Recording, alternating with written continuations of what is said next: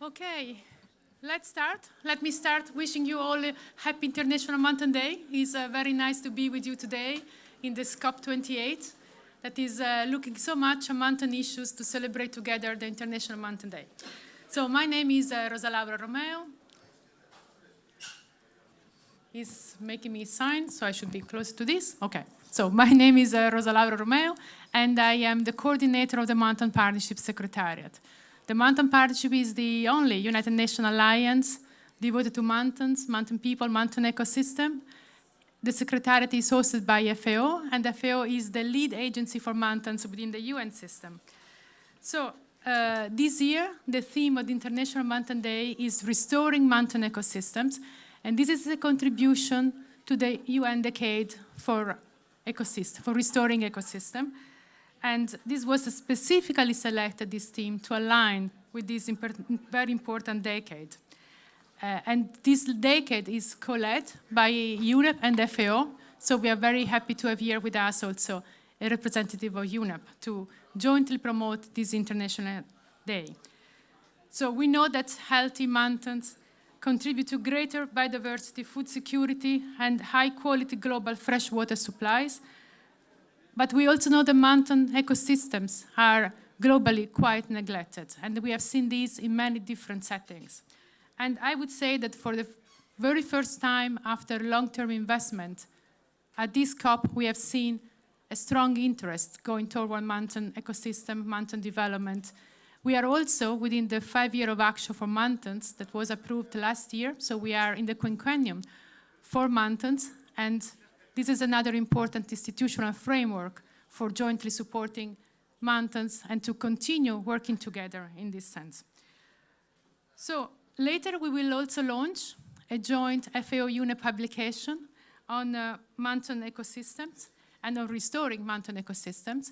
But now allow me to start with a very short video prepared by the team of UNEP for the UN Decade for Ecosystem Restoration.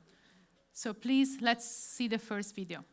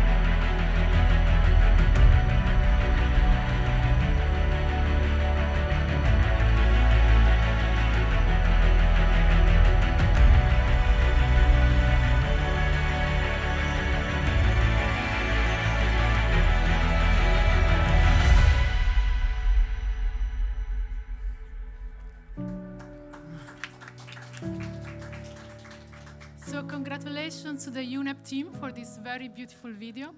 And now, without further ado, it is my pleasure to share with you a video speech from the FAO Director General. The FAO Director General has a strong passion for mountains, and he has greatly supported the mountain agenda. So let's start the high-level segment with this video, and please. Excellencies, ladies and gentlemen, dear mountain friends, welcome to the annual celebration of International Mountain Day. This year's theme, Restoring Mountain Ecosystems, highlights how mountains are vital to life. Healthy mountains means greater biodiversity, food security, and high-quality global freshwater supplies. Healthy mountains can protect and help us adapt to the impact of the climate crisis. But snow cover, glaciers, and the permafrost in the mountainous areas are projected to continue to decline in almost all regions with implication on the water supply in the lowlands. And the increasing ecosystem degradation is not just a natural crisis, it is a food security crisis. Approximately 311 million rural mountain people in developing countries living in the areas exposed to the progressive land degradation. Most are farmers and pastoralists, many are women, youth, and indigenous peoples, and 138 million of them are vulnerable to food insecurity. Today's event is an opportunity for COP28 to reflect on how we can turn the tide on the climate crisis by restoring mountain ecosystems. From integrated land, soil, and water management to sustainable forest management and restoration, mountain ecosystem restoration enhances environmental health, regenerates biodiversity, prevents erosion and disasters, sustain the production systems, build the resilience of local communities' resilience, and create new jobs in rural economies. Dear friends, the good news is that the mountain green cover have remained stable at about 78%, and to ensure we maintain this trend, we need to continue working together through collective concrete actions, including through the 5 years of action for the development of mountain region 2023-2027, proclaimed by the UN General Assembly. I invite all the partners, including government, public and private sector, CSOs, local communities and individuals to join hands in a renewed commitment to restoring our mountains and including mountain regions in the political agenda. Let us commit to implementing innovative solutions, investing in sustainable practices, and empower the local communities to be the guardian of their mountains environment for people, planet, and prosperity. I thank you. So thank you, Director General, for your very strong support to the mountain agenda.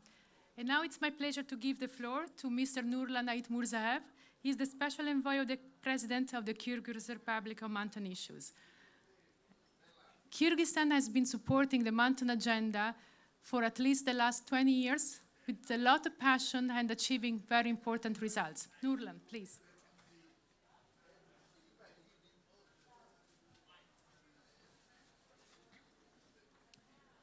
Excellencies, ladies and gentlemen, mountain friends, good afternoon and assalamu alaikum.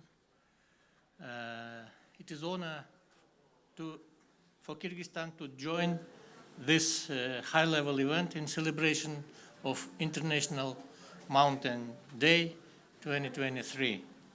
This year, the day at a very timely moment at the end of what has been a momentum for COP and for mountains.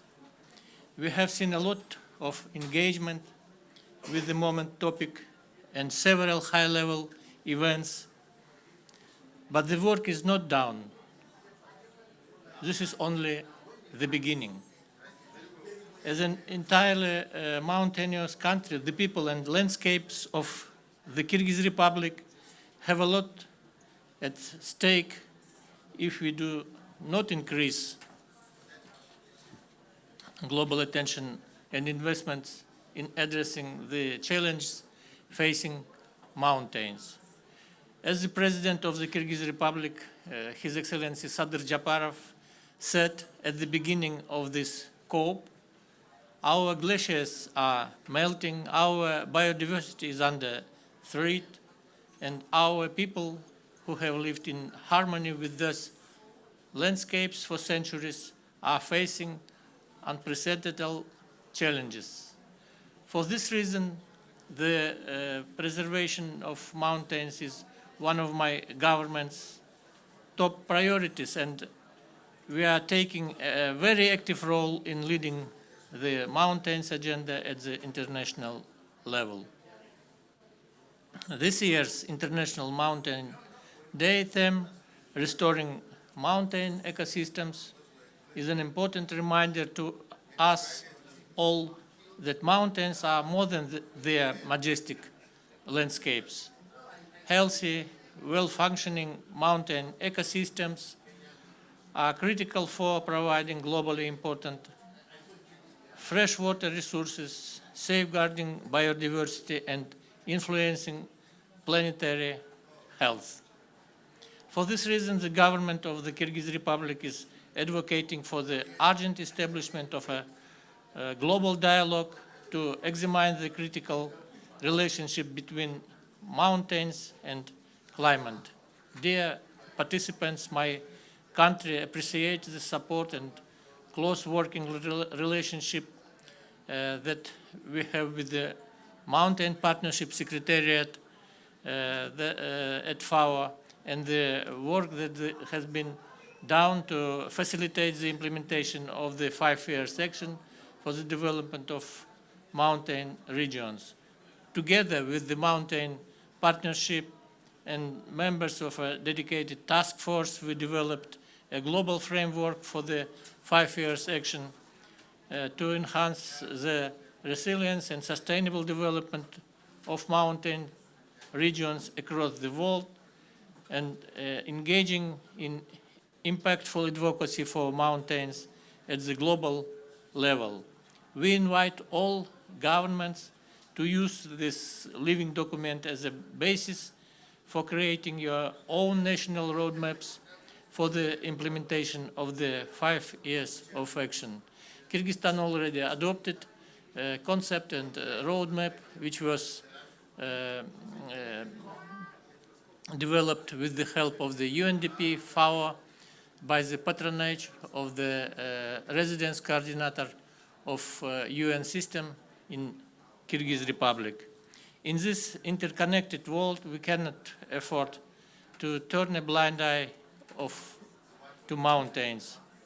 Whether they are the place you can call home, the thing you revere, or the destination you travel to, the profound impacts their environments and peoples are experiencing at the hands of human-induced climate change will be felt by us all.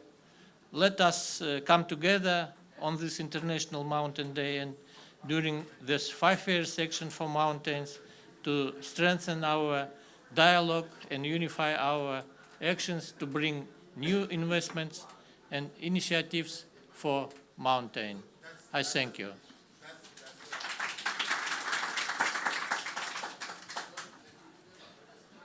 Thank you very much, Nurlan, for your long-term support to the mountain agenda.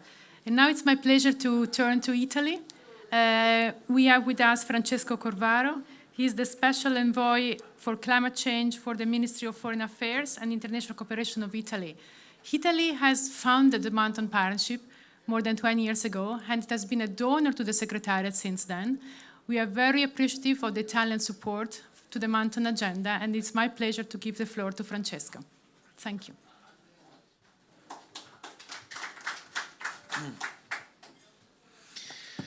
Good morning to everyone, Excellencies, ladies and gentlemen, mountain friends. For me and for Italy, it is an honor to join this event, and would like to congratulate to FAO for organizing the celebration of International Mountain Day 2023. This is a special COP, and this is a day to underline the real important role of mountains, and in particular mountain people, because it's a role that is extremely important for the planet, because as you know, we are discussing a lot of climate change in this COP and in the entire world, but this is extremely connected with mountain life. In fact, we have a lot of problems connected with this in the mountain. For example, the landscape degradation, biodiversity loss, and for the people, poverty and marginalization. In my country, mountain is extremely important. I live close to an important mountain that is the Appennino, And I love very much to stay in this area where you can find a lot of peaceful, you are a lot of peace inside, and it is important also to think about what are you doing during your life. So it is important for Italy to support, and Italy co-facilitated with Kyrgyzstan the resolution of sustainable mountain development.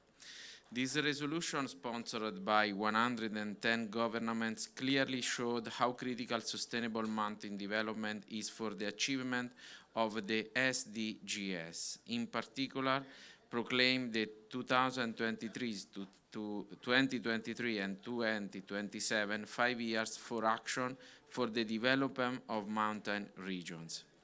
Since 2002, Italy has been a proud co-founder of Mountain Partnership and a donor to the Mountain Partnership Secretariat, together with the government of Andorra and Switzerland. We are here because we are convinced that mountain has a strategic and crucial role inside the landscape of climate change. Mountains are home also to millions of people that often live in harsh environments at risk of extreme weather events. Mountain regions are also a place where culture and traditions of indigenous peoples need to be preserved. And this is a crucial role, because remember, we are here to discuss about climate change. Moreover, because we are interested to discuss about ourselves, about our cultures, about also sometimes about our nature artworks and human artworks. Climate change is strongly affected the mountain regions in a lot of things, as I saw some minutes ago. Today's event is an opportunity for us here at COP28 to reflect on how we can turn the tide on climate change impact by restoring mountain ecosystems for the benefit of all of us, and moreover for our younger generation. We look forward to continuing work together with you all for the mountains, for the mountain people, but moreover for our future, for a future that can be sustainable for our children. Thanks very much.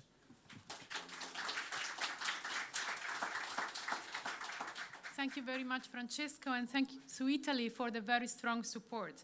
We are now turning to a very small country, it's a landlocked between France and Spain, a very small country that has been leading the mountain agenda jointly with other countries, but taking a very special role, and is also supporting this Mountain Partnership Secretariat.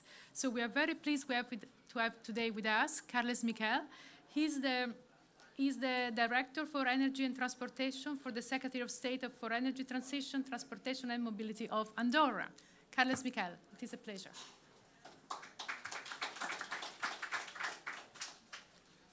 Thank you, Rosa Laura, for this introduction.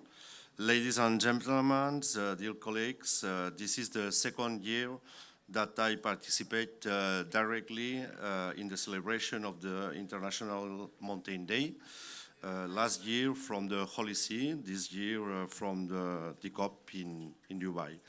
So first of all, allow me to thank the Mountain Partnership for organizing and inviting us to this side event in the framework of the COP28 and on this very special day.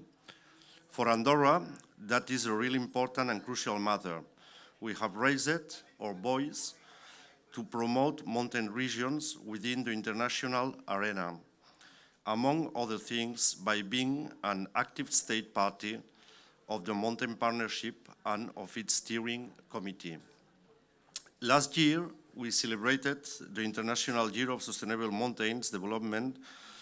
It has proven to be an opportunity to increase awareness at a global level of the importance of conservation and sustainable use of mountain, and has provided opportunities to join forces for concrete actions. The declaration of International Year of Sustainable Mountains Development also proven that placing sustainability and resilience of mountain ecosystems and communities at the heart of national and international processes, policies and investments could build synergies and coherence with international development goals. But despite their global relevance, mountains still do not receive appropriate attention in our processes. This is why Andorra organized in the framework of COP27 in Egypt an informal ministerial meeting on promoting climate actions in mountain regions. During this meeting, the state's participants agreed to advocate for the conservation of our ecosystems by elevating the mountain issues to the global political agenda. Since there, we have been working with the Presidency and the Secretariat of the UNFCCC, together with other mountainous countries, with a view to including an item on the agenda of this conference. Following the fruitful discussions, we agreed to finally include the mountain issue in the Nairobi work program. That will allow a more active participation of non-governmental stakeholders, such as the Mountain Partnership, and we all have to celebrate that. We are also working to include it in the Global Stocktake report. It is a first step, but we must continue working jointly to promote a political dialogue and to translate the reality of the mountain territories, their vulnerability, and to ask for more ambitious global climate action. And this is of vital importance. We directly perceive the impacts of climate change on the biodiversity of our fragile mountain and our hydric resources. Mountain ecosystems are among the most vulnerable to climate change, as temperature evolves faster in these regions, both in terms of impacts on the population that lives there, but also in the ecosystems that provide services to lowland citizens, especially concerning food and water security. Vulnerability of these territories is widely identified by the scientific community, recognizing that we are reaching adaptation limits and that these are increasingly evident and close. These climatic variations have several consequences on socioeconomic activities, especially those closely linked to biodiversity, landscape, and nature. Therefore, putting mountains people and their livelihoods in an extremely vulnerable position.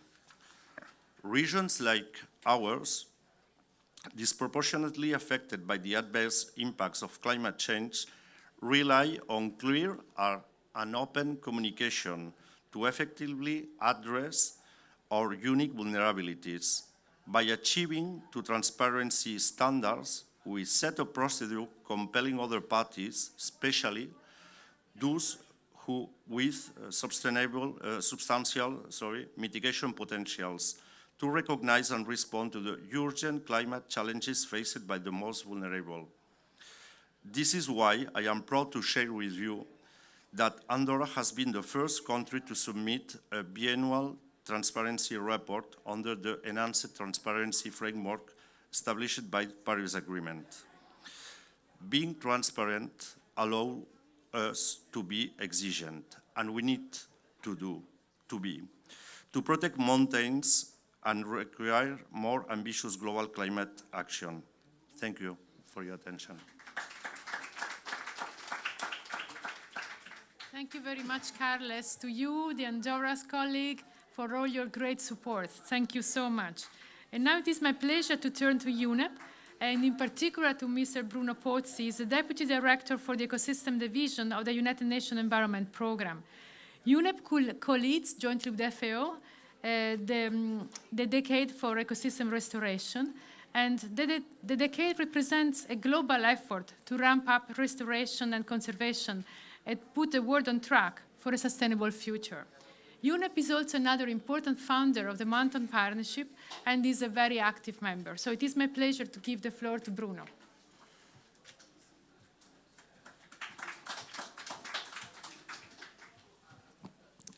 Thanks a lot, and good afternoon, colleagues, friends, excellencies.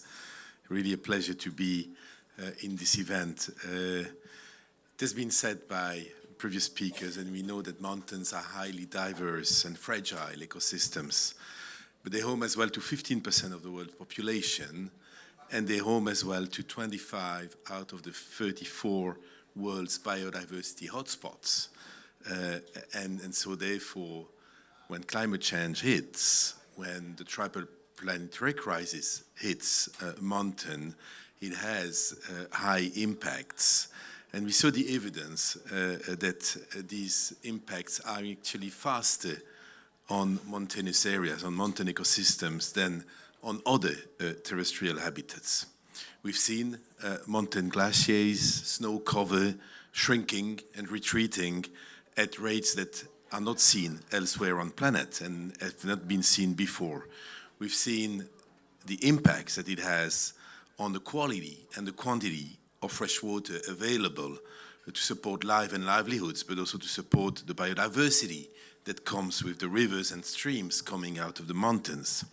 We find nowadays microplastic even on top of the Everest. So everywhere we see on mountains, on these very fragile ecosystems, the impact of these three crises. So restoring mountains is fundamental for climate change adaptation, for people, for biodiversity, and it's at the core of the work that we do in the UN system with our partners, and especially where we focus as well in UNEP, in the Ecosystems Division. We've been working on a number of flagship issues. The Vanishing Treasure is one, with the support of Luxembourg. We're very active in the Virungas, in Central Asia, to restore land, and we've seen that in the video, and we'll soon be also launching, expand our work in the Andes, in Latin America, still with the support of Luxembourg and many partners. So we see that we can restore the mountainous ecosystem, we can bring back biodiversity, and we can bring back the attention of the world on these ecosystems. Now, inside the decade of ecosystems restoration, which we have the pleasure to host with FAO, to be the custodians of this decade, we play a key role in this advocacy and in the implementation of ecosystems restoration to achieve the global biodiversity framework targets and adapt to climate change. Ecosystems restoration action needs to extend beyond forest landscape to include the neglected ecosystems such as mountains. We need more resources to be put towards monitoring and assessing these ecosystems to support, track, and better communicate restoration objectives and opportunities in these regions. During the first call for flagships in the restoration decade, we selected science-based and with many partners involved, a multi-country flagship on ecosystems restoration in mountain regions, and it includes Uganda, Kyrgyzstan, Rwanda, and Serbia, to show actually that it is a global issue. The flagship includes biodiversity conservation, afforestation, forest and grassland management, restoration, and it addresses the question of invasive species. All these actions help develop the capacity and support the livelihoods, and this is very important, of these communities that are often poor and marginalized in the mountain areas. So with the decade, we expect to have a stronger focus on neglected and degraded ecosystems, to continue with this, and this will go manifesting itself in the increasing amount of nominated and shortlisted flagship that focus on mountain ecosystems. That's the ambition that we have together with FAO. We hope we can also build on the momentum of the International Year of Sustainable Mountain Development, which took place in 2022, on the key policy outcomes that this year brought forward to create further global support among mountain countries. And this will lead us to the Bishkek Plus 25 Mountain Summit in 2027, where we want to see strong action. And I want to thank the government of Kyrgyzstan for its continuous global leadership on this. So I think, as we've said, and as you said in your introductory remark, mountains have never been as present as they are in this COP. This is really good. This is really a movement that we want to continue. And on this International Mountain Day, it was very important, and it's very important to put it on the map of climate crisis, but also the two other planetary crises. With this, I thank you very much.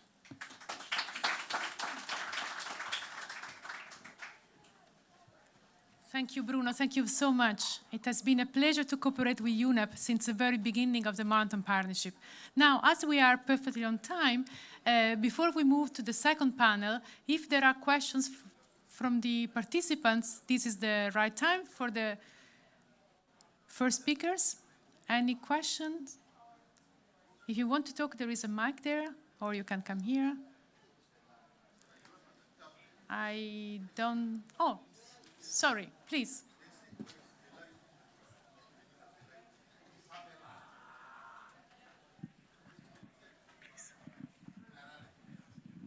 Yeah, thank you very much. My name is Ambassador Siton Abdullah Osman. I am from Republic of South Sudan. Let me first congratulate all of us about this day. And it is really amazing that I came here by chance, but I got it that is very educative. Because of our system also, we have some mountain, because somebody asked me before, why you are here? I said, because we have some mountain also in our country. And we are also partner with FAO, so, and UNEP too. So my question that how many really countries are partner with in this movement? I don't know, you call it movement or you call it, how do you call it? But that is what I want to know. And how many is exactly from Africa? I heard Uganda, as he said, but I want to just to know so we can, and how we can also be participant of the movement. Yeah, thank you. Ambassador, many thanks for this question. And in fact, we have 66 governments in the Mountain Partnership, and I think around 10 or 12 are from Africa. I can be more specific later on. We have with us also the representative of the civil society organization from Morocco that is also part of the African Mountain Forum that is organized within the Mountain Partnership, and it can be more precise, but we can follow up on that.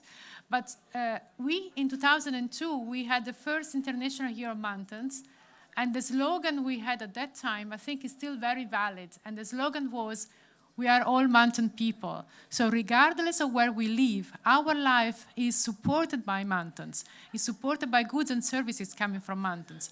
So in theory, even Netherlands or Uruguay, very flat countries, would be welcome to join the Mountain Partnership because our life so much depends on mountains. But South Sudan would be very happy. We will be very pleased to welcome South Sudan.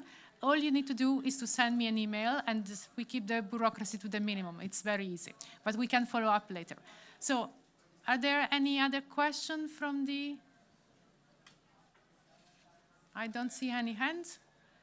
Okay, so thank you very much to the first group of panelists, and it was very good to have this discussion.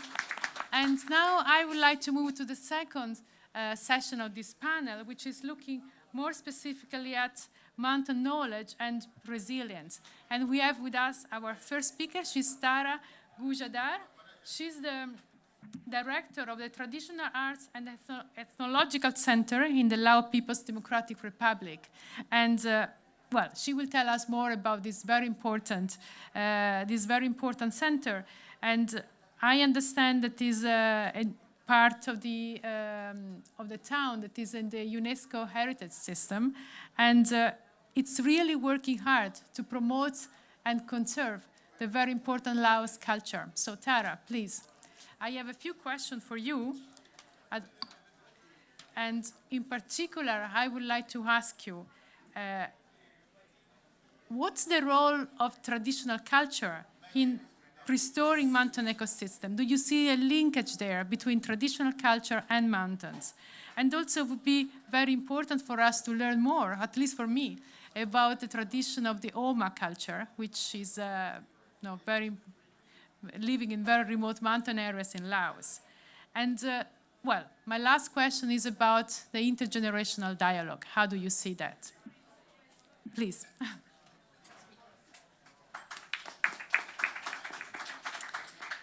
Hi, thank you very much, everyone. As Rosa Laura introduced, my name is Tara Gujadar. I'm the co-founder and co-director of the Traditional Arts and Ethnology Center. So we are a small social enterprise based in Lompamang, a UNESCO World Heritage Site in the north of Laos, in the mountain, the very mountainous north of Laos, a very small landlocked country. If I can ask the AV people to just run the slides. So as Rosa Laura mentioned, so TAC, we're representatives, legal representatives of the Oma people, which is a small ethnic minority group, less than 3,000 people worldwide, in the far north of Laos in Phongsali province. They are subsistence rice farmers, but they also produce traditional textiles. You can see I'm wearing a jacket from the Oma today. And one of the reasons that TAC became more involved in the Mountain Partnership, we are members as well of the organization, of the partnership, is because we see that in Laos we have many mountain communities, minority communities that where culture and their nature and their environmental systems are under threat. In terms of recognition, in terms of preservation, et cetera. So though our focus is much more on culture, one of the things we've discussed very much is how culture and nature are very much intertwined. Traditional knowledge within these communities is very much focused on sustainable practices. These are subsistence communities. By keeping their culture alive, they also keep their knowledge about their environment alive as well. And in terms of, intergenerational knowledge, one of the things we really recognize in these communities is the importance of valuing and helping youth value their culture and their environment. And one of the ways they can do that is simply by having elders help them to recognize the importance of their identity. And so ensuring that these communities also remain intact, that there isn't a complete departure of their traditional communities is also an important part of keeping these communities resilient and healthy. Thank you, Rosa.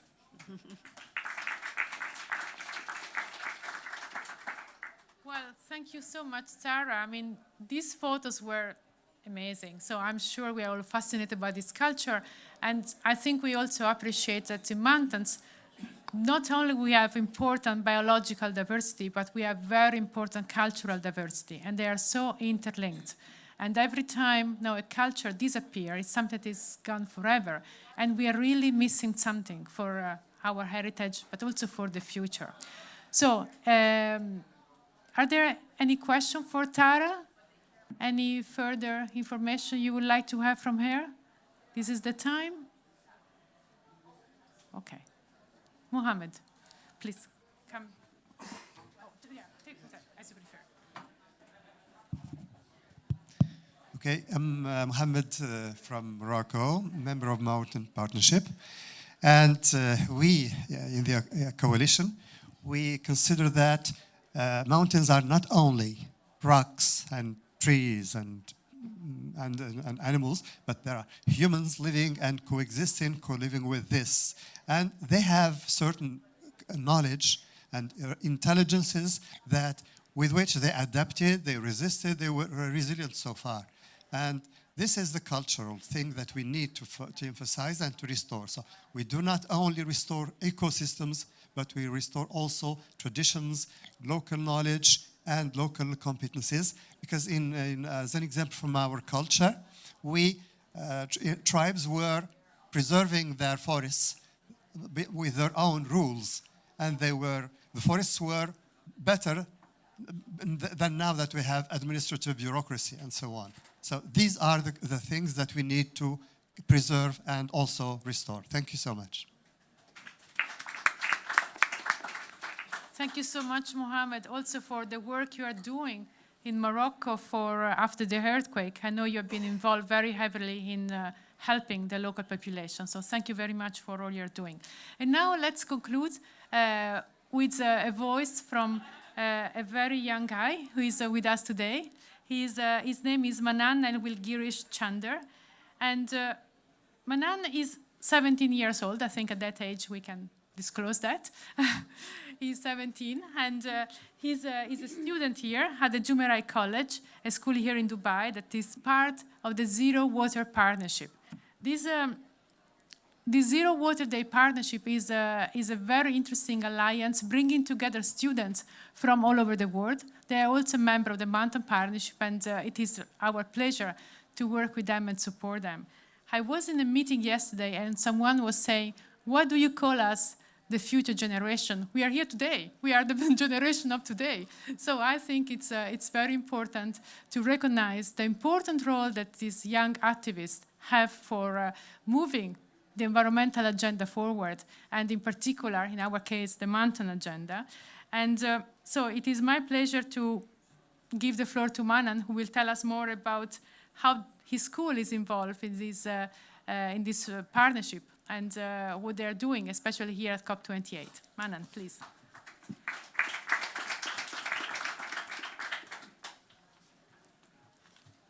Thank you for the introduction, and good afternoon. I'm Manan Nawal, a student at Jumeirah College here in Dubai. So firstly, on behalf of the Zero Water Day Partnership and schools from Bhutan, Brazil, Malawi, Germany, Scotland, USA, and Zimbabwe, and our school here in Dubai, I would like to thank the Mountain Partnership for the opportunity to ignite a powerful conversation about the pivotal role of youth and children in the safeguarding of our planet on International Mountain Day. So we launched a children's call to action to protect mountain areas from the impact of climate change at COP26 in Glasgow 2021. And we are proud of our achievements and successes over the last 2 years, working together in our schools and communities to establish water walks, using the 17 Sustainable Development Goals, waste management projects using zero waste methodologies, creating gardens to document changes in flora and fauna, and rainwater harvesting initiatives, caring for our mountains as sources of water, protecting wetlands, and promoting the health of our land, streams, rivers, oceans, and lakes. So the interconnectedness of our world through global communication and the internet allows us to learn with and from each other, but it also enables us to take action for humanity and the planet. The Zero Water Day Partnership gives us the skills and opportunities to become ambassadors advocating for transformative change at the local and global level. For example, here at Jumeirah College, our vibrant community of students, educators, staff, and parents collaborate to elevate our sustainability initiatives. Together, we champion recycling, embrace eco-friendly alternatives, and promote environmentally conscious art. Moving on to mountains, mountains are the water towers of our world, and we must make sure that every drop of water counts. Majestic peaks such as the Hajar mountain range, hosting the Hatta water dam here in Dubai, they aren't just breathtaking landscapes, they're the very lifeblood of our planet. They nurture rivers, sustain biodiversity, and provide clean energy sources that are all crucial towards sustainable development. In Dubai, the visionary clean energy strategy, spearheaded by His Highness Sheikh Mohammed bin Rashid Al Maktoum, sets a bold target of 75% clean energy by the year 2050. It is this forward-thinking approach that aims to mitigate the environmental impact of carbon emissions on these critical mountain ecosystems. Yet their challenges persist. Increased tourism poses threats of litter and the release of harmful materials, all exacerbating the vulnerability of these beautiful mountain ecosystems worldwide.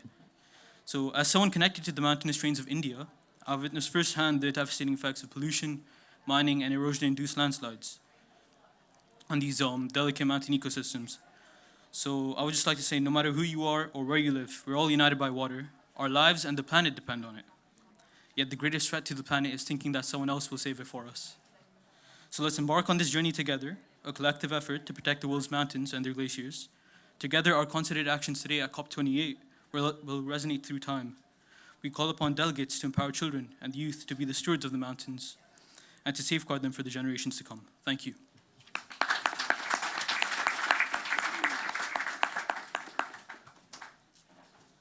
So thank you very much, Manan. What can I say after these very wise words? I'm really pleased to hear you, and it's a real honor to work with you and all your colleagues in the Zero Water Day Partnership.